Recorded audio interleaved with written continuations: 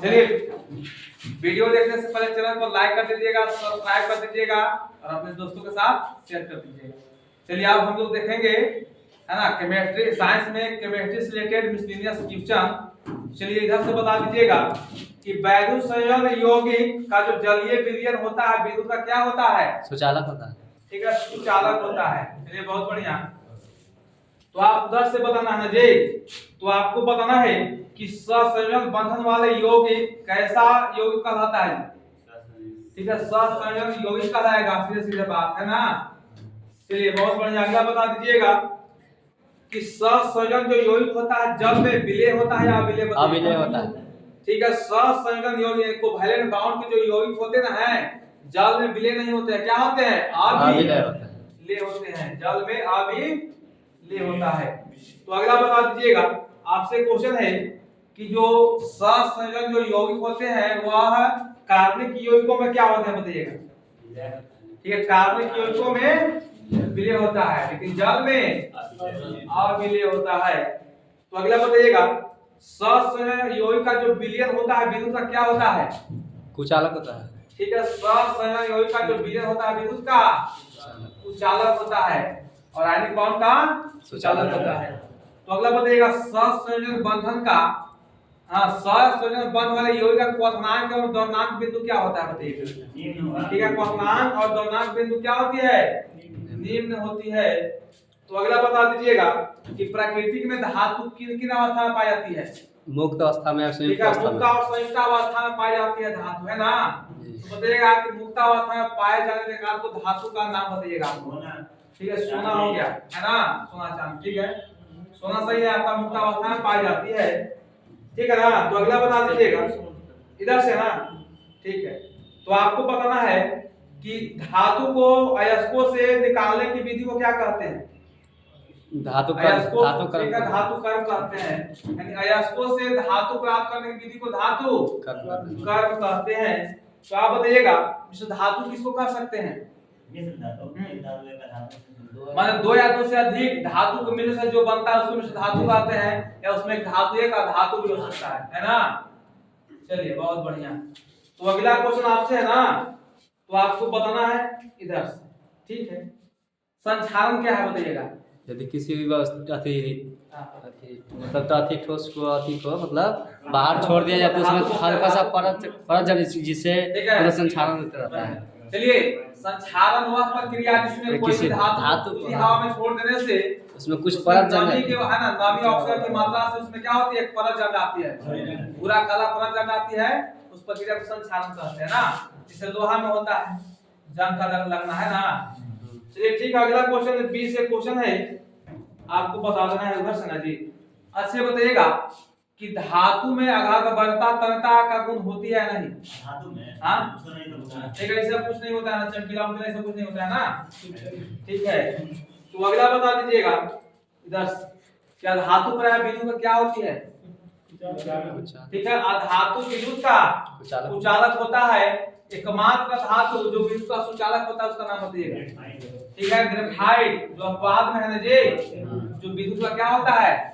सुचालक होता है। तो अगला बता दीजिएगा कि जो अधातु के जो परमाणु होते हैं वो इलेक्ट्रॉन को ग्रहण करते हैं या त्याग करते हैं? ग्रहण करते हैं। हाँ, अधातु का जो परमाणु होते हैं वो इलेक्ट्रॉन का ग्रहण करते हैं, है ना, इलेक्ट्रॉन को ग्रहण करते हैं, और धातु के जो परमाणु होते हैं इलेक्ट्रॉन को त्याग करते हैं ना, त्याग करते हैं।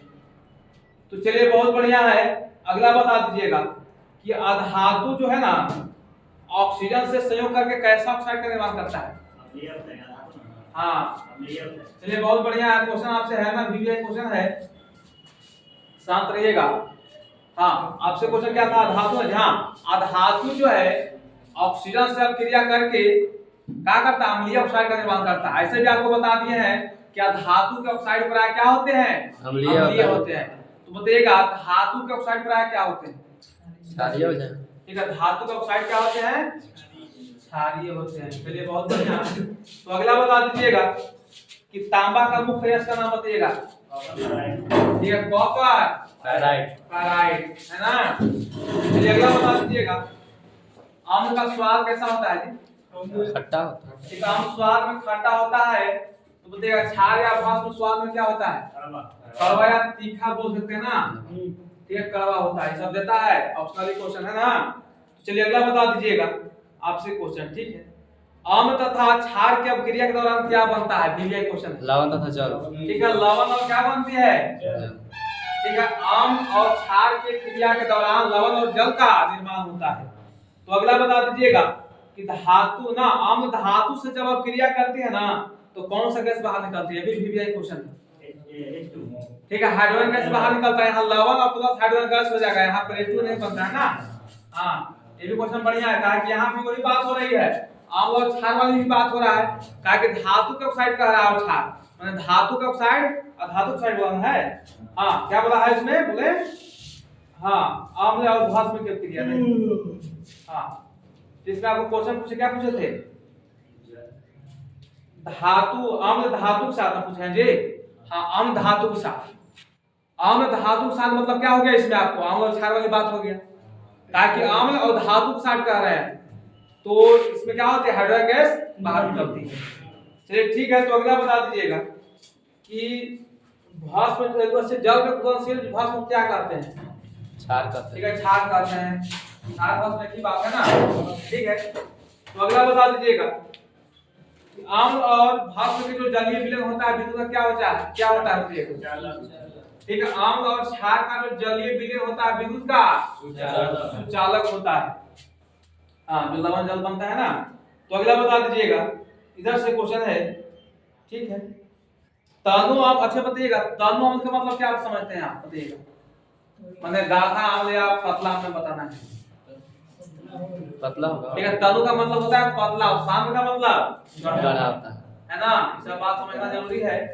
तो अगला बता दीजिएगा, जब प्रबल अम्ल और प्रबल क्षार मिलेगा जी तो क्या बनेगा, माने उसका विलयन क्या कैसा हो जाएगा, बताइए जी। हाँ, ठीक है, जब प्रबल अम्ल और प्रबल क्षार मिलेगा तो उसका विलयन उदासीन हो जाएगा। ऐसे भी अम्ल क्षार को मिलने से उदासीन हो जाता है जो लवण और जल का निर्माण करता है। ठीक है, निर्मल बाबू।